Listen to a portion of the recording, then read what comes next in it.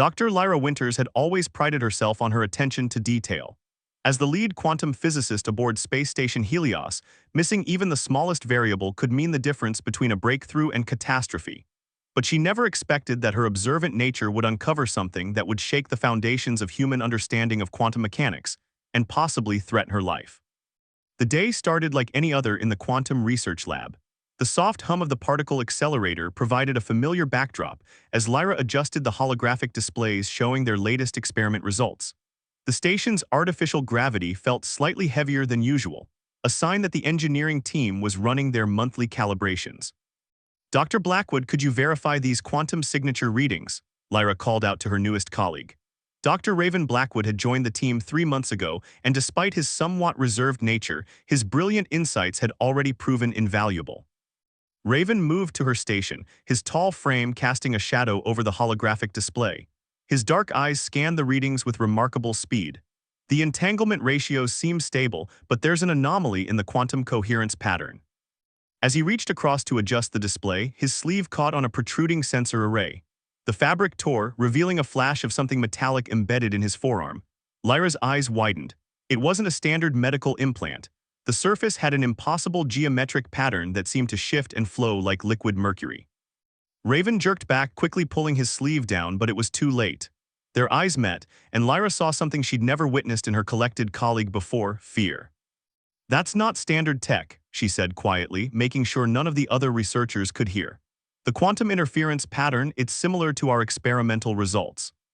Lyra Raven's voice was barely a whisper. "Please forget what you saw, for both our sakes."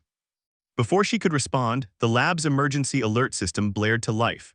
"Attention all personnel, unscheduled inspection team arriving from Quantum Dynamics Corporation. All research staff report to main conference room in 30 minutes.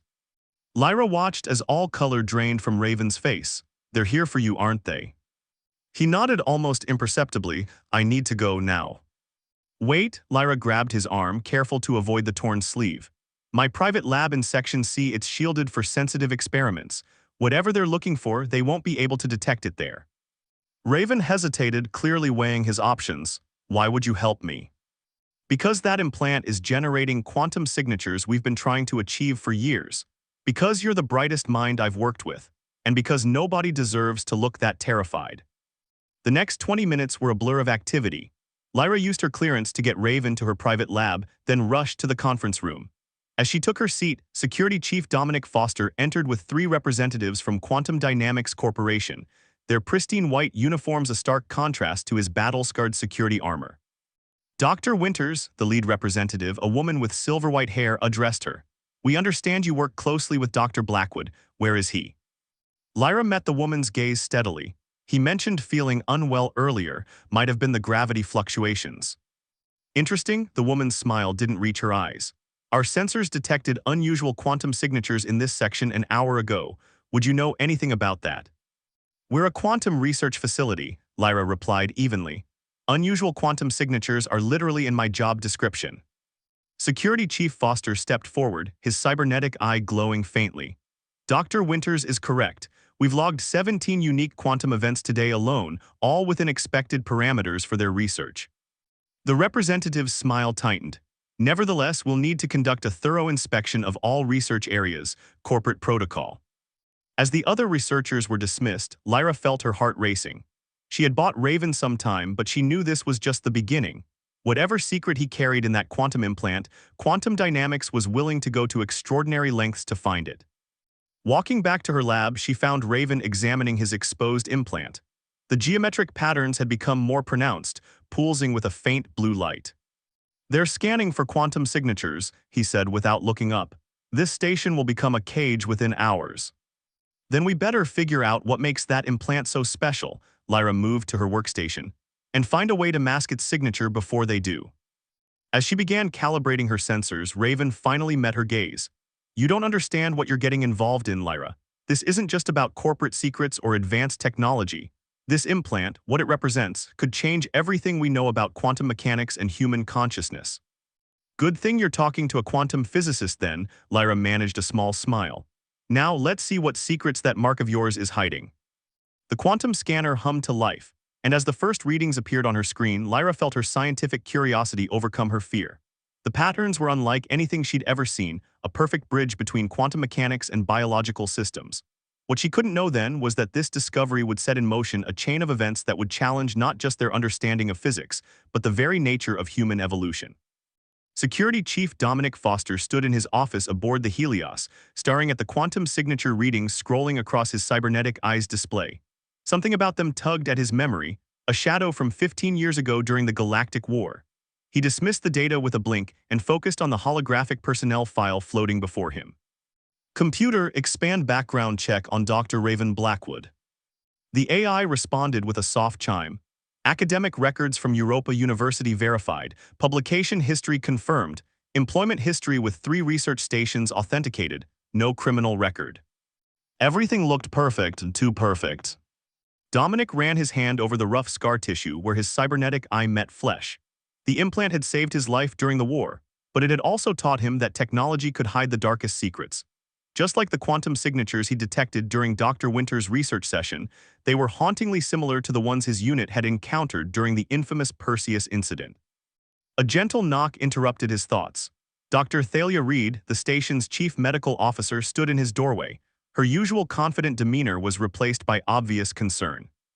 "You requested Dr. Blackwood's medical records?" she asked, closing the door behind her. Dominic nodded, standard procedure for corporate inspections. "There's something odd," Thalia said, pulling up a holographic chart. "His baseline readings are within normal range, but there are subtle anomalies in his neural patterns. They're almost like quantum interference patterns," Dominic finished. He'd seen the same thing before in the soldiers who'd survived Perseus. Thalia's eyes widened. "How did you know?" "Because 15 years ago I watched an entire platoon get wiped out by experimental quantum tech. The survivors, they had similar readings." He paused, the memories surfacing like old wounds. "The official report blamed it on enemy weapons, but what I saw that day, it was something else. Something we weren't supposed to know about." A priority alert flashed across his cybernetic display. The quantum dynamics security team was requesting access to Section C's research labs, Dr. Winter's private lab. "I need to go," he said, already moving toward the door. "But Thalia, watch your back. Whatever's happening here, it's bigger than a corporate inspection." The walk to Section C gave him time to think. During the war, there had been rumors about a classified research project, soldiers enhanced with quantum technology. The program was supposedly shut down after Perseus, but Dominic had never believed the official story. Not after what his cybernetic eye had recorded that day. He found the quantum dynamics team waiting at the security checkpoint, led by their white-haired representative. "Chief Foster," she smiled coldly, "we're ready to begin our inspection." "Of course," he replied, noting how their scanning equipment looked more like weapons. "Though I should mention that Dr. Winter's lab contains sensitive experiments. Any unauthorized quantum scanning could compromise months of research." "We have authorization from corporate headquarters," she handed him a datapad. "These signatures need to be investigated." As Dominic reviewed the documentation, his cybernetic eye captured and analyzed their equipment. The readings confirmed his suspicions. They weren't looking for research irregularities. They were hunting for something specific. Or someone. He made a show of carefully checking their credentials while discreetly sending a message to Dr. Winters through his neural link. "QD team accessing Section C equipment suggests quantum signature tracking. Be careful." The response came immediately. "Understood, lab secure." Dominic led the team through the security checkpoint, his mind racing. If Dr. Blackwood was connected to the Perseus incident, if he carried the same quantum technology that had killed Dominic's squad, but the fear he'd seen in the young scientist's eyes didn't match with his memories of the enhanced soldiers. They had been weapons, cold and precise. Blackwood was running from something. The inspection team moved methodically through the labs, their scanners whirring. Dominic's cybernetic eye captured everything, building a profile of their search pattern. They weren't just looking for quantum signatures, they were looking for a specific frequency range. As they approached Dr. Winter's lab, his neural implant picked up an encrypted communication between the inspection team members. His military-grade decryption protocols kicked in automatically. "Signature is weakening, the dampening field in this section. Doesn't matter if the asset is here." Asset, the same term the military had used for the enhanced soldiers. They reached the lab door and Dominic made a show of entering his security override. As the door slid open, he noticed Dr. Winters working calmly at her station. There was no sign of Dr. Blackwood. The white-haired woman's scanner chirped. These readings, they're degraded but consistent with quantum cellular modification. Dr. Winters has been conducting breakthrough research in quantum biology, Dominic offered smoothly. Her work on cellular quantum coherence is quite remarkable. Lyra played along perfectly, launching into a detailed explanation of her latest experiments. Dominic watched as the inspection team's eyes glazed over with the technical jargon, but their leader remained focused, her scanner moving methodically around the lab. When they finally left empty-handed, Dominic lingered behind. They're using military-grade quantum detection equipment, he said quietly, the kind designed to track enhanced soldiers during the war. Lyra's composure cracked slightly. How do you? Because I've seen it before, Perseus Station 15 years ago. He met her gaze. Whatever Dr. Blackwood is involved in, it goes back to a classified military program that officially doesn't exist. Are you going to report him? Dominic thought of his fallen squadmates, of the official lies that had buried the truth. But he also thought of the fear in Blackwood's eyes, not a soldier's calculated assessment, but genuine human terror. No, he said finally, but I need to know what we're dealing with, because the people looking for him, they're the same ones who covered up what happened to my unit, and they'll burn this station to the ground to keep their secrets. As if to emphasize his point, a priority alert flashed across his cybernetic display. The Quantum Dynamics Corporation had just filed for emergency quarantine protocols. In 6 hours, the station would be locked down completely. The hunt was escalating and time was running out. Carmen Santos knew every maintenance tunnel, access shaft, and service corridor on Station Helios better than she knew her own apartment. 15 years of crawling through the station's arteries had taught her that the real story of any crisis could be found in the infrastructure. And right now, that infrastructure was telling her something was very wrong. She was in maintenance shaft 23B when her diagnostic tablet picked up the anomaly, a surge in quantum interference patterns that didn't match any known station systems. What made it stranger was that the patterns seemed to be communicating. Engineering, this is Santos, she spoke into her comm. I'm detecting unusual readings in the quantum relay network. Static answered her. She checked her tablet again. All communication channels were being actively dampened. That wasn't standard protocol, even during corporate inspections. Her tablet pinged again. The quantum interference was stronger now and it was moving, following the maintenance tunnels, almost like someone who knew the layout was using them to stay hidden. A message flashed across her screen, text only, need your help. Dr. Winters sent me, RB. Carmen hesitated. She'd worked with Dr. Winters enough times to respect the physicist's judgment, but this violated about a dozen station protocols. Still, her curiosity about those quantum patterns won out. Prove it's you, she typed back. The response came quickly. You rewired the quantum flux regulator in Lab C last month because the standard configuration couldn't handle our experimental load. You said it was like trying to run a Star Cruiser's engine through a coffee maker. Carmen smiled despite herself. That definitely sounded like something she'd say. Location. Junction 34F, hurry. She found Dr. Blackwood exactly where he said he'd be, crouched in the shadows of the junction service alcove. What caught her attention wasn't his disheveled appearance, but the faint blue glow emanating from beneath his torn sleeve. Dr. Winters said you might be willing to help, he said, his voice barely above a whisper. The maintenance tunnels are the only place I can move without being detected. Because of that, Carmen gestured to his arm. The quantum signatures her tablet had detected were definitely coming from whatever was embedded in his flesh. He nodded. It's more than an implant. It's a node in a quantum communication network that shouldn't exist. And right now, it's picking up traffic, a lot of it. Carmen's engineering mind kicked into high gear. Show me. Raven rolled up his sleeve, revealing the geometric patterns that seemed to flow like liquid metal. Carmen's tablet immediately began recording massive amounts of data. These patterns, she murmured, they're using the station's quantum infrastructure as a carrier wave, piggybacking on our standard communications. She looked up sharply. There are others like you on the station. Not on the station, Raven corrected, but nearby. The quantum network connects us across vast distances. Distance doesn't exist at the quantum level. A warning flashed on Carmen's tablet. Security sweep approaching this sector. They're using quantum detection gear. They're hunting us, Raven's voice was grim, all of us.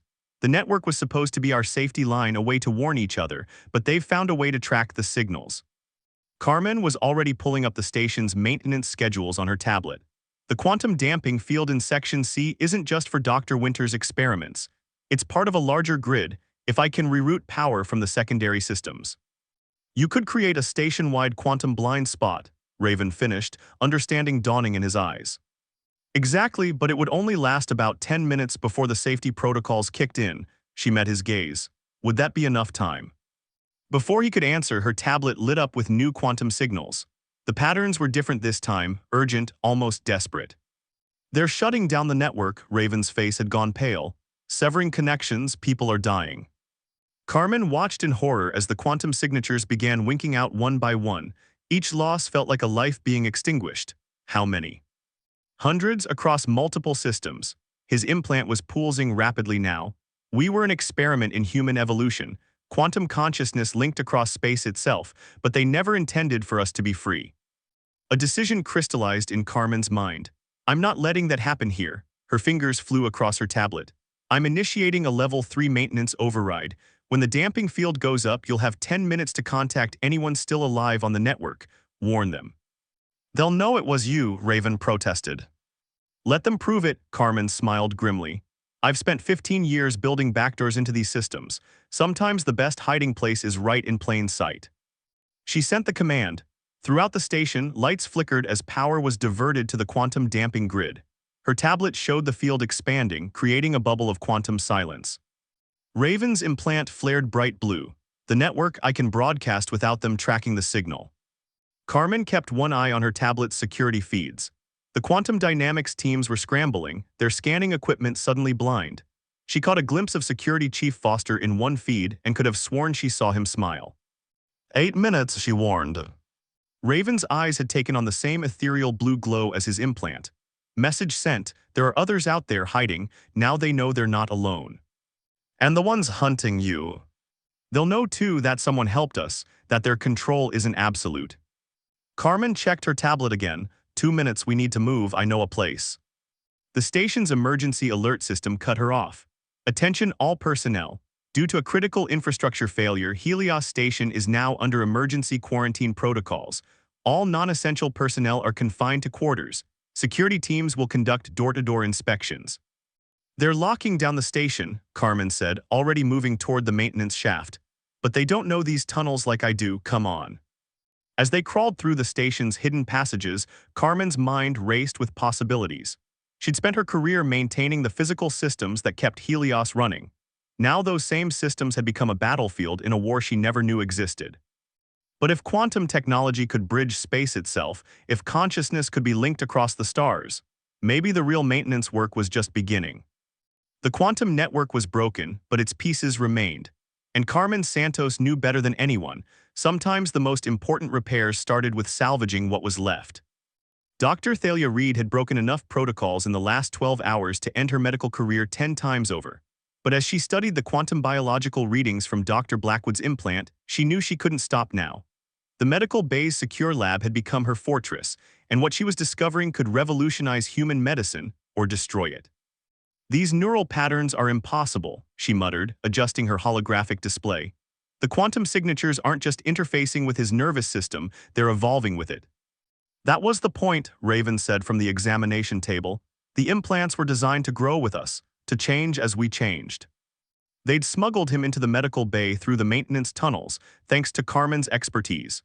Now, with the station under quarantine, the secure lab was their best chance at understanding what they were dealing with. Your cellular structure is incorporating quantum states that shouldn't be stable in biological systems, Thalia noted, running another scan. It's like your body has learned to exist in multiple quantum states simultaneously. A soft chime indicated someone at the lab door. Thalia tensed, but relaxed when she saw Dr. Winters through the security feed. Any progress? Lyra asked as she entered, looking exhausted but determined. More than I expected. Thalia brought up a three-dimensional model of Raven's neural network. The implant isn't just a communication device. It's a quantum biological interface that's fundamentally altering human physiology. The possibilities for medical advancement alone are staggering. And the dangers equally so, a new voice said. They turned to find a quantum dynamics scientist in pristine white standing in the doorway, flanked by security personnel. Step away from the asset, doctor. Thalia's hand moved subtly toward the emergency quarantine control. This is a secure medical facility. You have no authority. We have every authority, the scientist advanced, her security team raising their weapons. That implant is corporate property, and its bearer has violated numerous confidentiality agreements. He's a human being, Thalia snapped, not property. He's an experiment that exceeded its parameters, the scientist corrected coldly. Now stand aside or... The lights suddenly went out, plunging the lab into darkness. Emergency power kicked in, casting everything in a red glow. Warning, quantum surge detected, the station's AI announced. Emergency containment protocols engaged. Through the chaos, Thalia saw Raven's implant glowing brilliant blue. The quantum readings on her monitors were off the scale. It's not just me anymore, he said, his voice resonating strangely. The network is healing itself, evolving just like we did. The corporate security team's weapons sparked and died as a wave of quantum interference washed through the lab. Thalia felt a strange tingling in her neural implants, like static electricity in her thoughts. The next stage is beginning, Raven stood, the geometric patterns on his arm flowing like liquid starlight. They tried to control something they didn't understand, but you can't control evolution. The last thing Thalia saw before consciousness faded was the quantum readings on her monitors showing patterns that looked impossibly like DNA, but DNA that existed in multiple dimensions at once. The next stage was indeed beginning, and medicine would never be the same. Raven Blackwood stood in the quantum lab of Station Helios, watching reality itself ripple around him. The geometric patterns of his implant now covered his entire arm, pulsing with possibilities that existed in multiple quantum states simultaneously. Through the quantum network, he could feel the others awakening, hundreds of modified humans whose consciousness now stretched across space itself. It's beautiful, Lyra whispered beside him, her scientific instruments struggling to capture the quantum phenomena unfolding before them. The mathematical patterns, they're creating their own space-time geometry. The station's quarantine had become irrelevant. The corporate forces that had hunted them were retreating, their weapons and technology useless against something they couldn't control or contain. Through the quantum network, Raven could sense their fear and their dawning understanding of what they had unknowingly created. Security Chief Foster entered the lab, his cybernetic eye glowing as it processed the quantum distortions. The quantum dynamics teams are evacuating. Whatever's happening here, they don't want to be around for it. Smart of them, Carmen added from her station, where she monitored the station's systems. The quantum field is spreading through the entire network. Every piece of quantum-based technology is being transformed. Dr. Thalia Reed's medical monitors showed similar changes. It's not just the technology. The quantum field is affecting normal human biology, subtle changes in neural patterns, cellular quantum states. Evolution, Raven said softly, not guided by corporate oversight or military control but by consciousness itself. They wanted to create quantum-enhanced humans they could control. Instead, they created the next step in human evolution. Through the quantum network, he could feel the others like him reaching out, their combined consciousness creating patterns that transcended normal space-time. They were becoming something new, not weapons or assets, but bridges between the quantum and classical worlds. The choice is coming, he told his friends. The quantum field will continue to spread. Humanity will either embrace this evolution or try to stop it, and that choice will determine everything. Lyra stepped forward, her eyes meeting his. Then we make sure they understand, not through force or fear, but through knowledge. Show them what you've shown us. One by one, the others nodded. They had all seen enough to know that this was bigger than corporate secrets or military power. This was about the future of human consciousness itself. Raven's implant pulsed one final time, and through the quantum network he sent out not just data or coordinates but understanding. The truth about what they were becoming. The possibilities that awaited if humanity was brave enough to take the next step. It begins now, he said, watching as the quantum patterns spread like stars across the station's hull. Not with violence or control but with a choice, to remain as we are or to become what we could be. Through the viewport, the quantum field shimmered like an aurora, carrying their message to every corner of human space. The next chapter of human evolution had begun, written not in genes or binary code, but in the quantum fabric of reality itself. And on Station Helios, 5 people who had started as strangers, a quantum physicist, a security chief, a maintenance engineer, a doctor, and a quantum-enhanced fugitive, stood together, watching the future unfold in patterns of light that bridged the gap between what was and what could be. The quantum mark that had started as a means of control had become a key to unlock humanity's next great leap. The only question that remained was, Would humanity be brave enough to take it? As the quantum aurora spread across the stars, carrying their message to every human settlement and station, Raven knew that question would soon be answered. One way or another, change was coming. And it would begin with a choice.